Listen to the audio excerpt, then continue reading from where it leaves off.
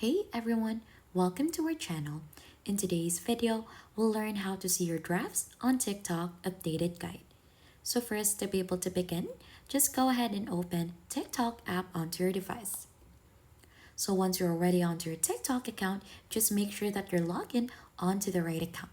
And to do so, and to confirm that you're logged in onto your right account, simply click onto the profile icon here onto the bottom part. So right after you've clicked onto that, you should be able to see the current account that you're in and just confirm if it is the right one. So once you have confirmed that, you should be able to see an option in here.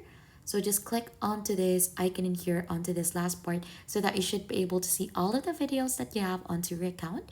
And there should be an indicator as well of the draft videos or videos that you haven't posted yet. So simply click onto the one or onto the video in here that says drafts. So as you can see, I currently have one draft onto my account or a video that I haven't posted yet. Simply click onto that and you should be able to select that specific draft. If you want to delete that or if you want to post that already, just simply click onto the video to proceed. And that is how easy you could see your drafts on TikTok. If you think that this has been helpful to you, then don't forget to hit the like, subscribe, and we'll see you on to our next video.